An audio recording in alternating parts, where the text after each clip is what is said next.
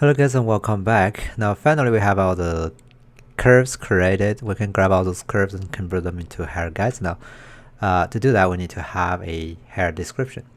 So we go to the workspace and choose Xgen, and I guess I have that already. I'm going to reset it. Okay, so we have the Xgen editor here and create new description. We can call this guy Alan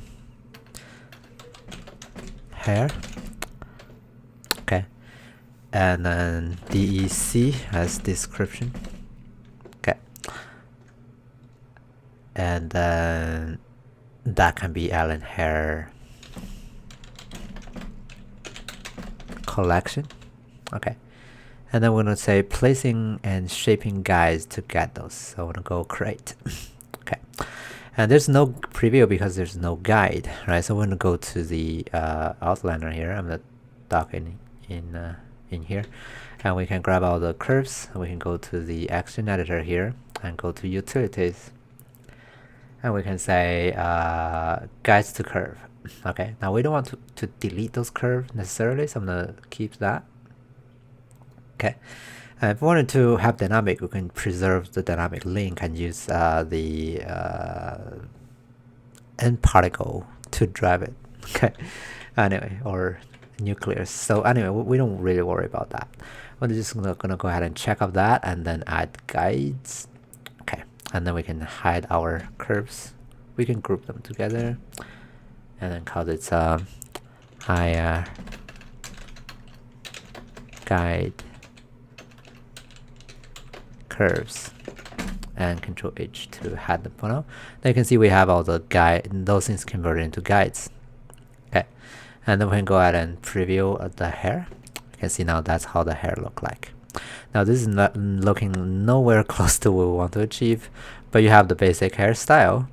On the other hand, they're not really matching to the shape you are creating with the guides even.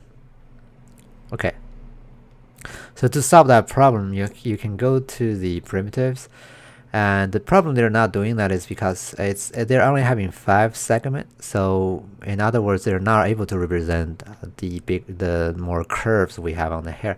So we can change that to 20. You can see now how we can retain the shape much better, but still they're not exactly there because they're primitives and interpolating between those guides, right? So if you want to see more, you can drag that up. Now you can see we're seeing more of those things, right?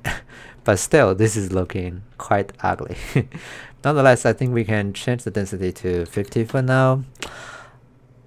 Okay, and then we can go ahead and tweak the I guess we can go for 10 CV count just to have a better performance. We can boost that up later on. Okay. For the width of the hair, a normal size of the hair should be 0.03. That's what I go most of the times. You can see they're also getting this aliasing problem. You can turn on the anti-aliasing to see those hair better. Okay, and also you can see the tip is gonna be really, or the tip here is like really thick here. You want it to be thinner, and this is gonna be the taper thing. Okay, you can toggle the taper, and also the Xgen does not update hair if it's outside of your viewport, so you have to refresh here. Okay, and then the taper will help you to get a thinner tip for the hair. Okay. Alternatively, you can also say, I'm not going to taper it. I can control it by using this. And this is going to basically another way for you to define like how the hair evolves down the way. Right, that way you can retain some more volume. Okay. All right. And then after that, you can also go here and look for the shading options, and you can check up the tube shade. That way it's more like hair strands. They're just almost like those in the game, like you have all the faces is facing you. I forget how to call that. Sprites, right? That's facing you all the time. And that's what's going on now. It's going to be a little bit more performant in this case. Okay. And then you can also go to the preview and output. You can see the color of the guideline is this super strong orange.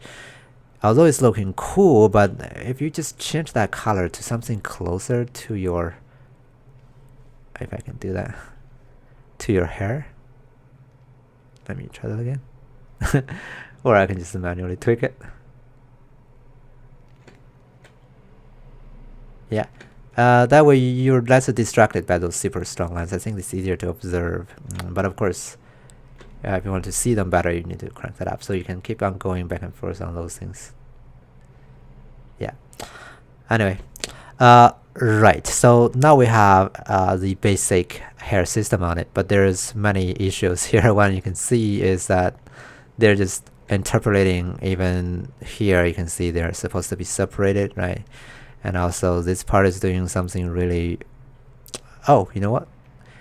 I should have mentioned that we don't do the back part here yet. So I'm gonna go grab all the guides and delete. Let's refresh that. Okay. So we're gonna do the ponytail later on. So we don't need those guides yet. Okay. And the good thing is we keep those old guides so we can still get those things real quick. Alright, so we're gonna do the ponytail later on. If you know how to do the front part, that back part is gonna be easy. So yeah, that's it for this video. Let's move on to the next, where we start to tweak the hair and adding a few controls so that they're not doing this weird interpolation.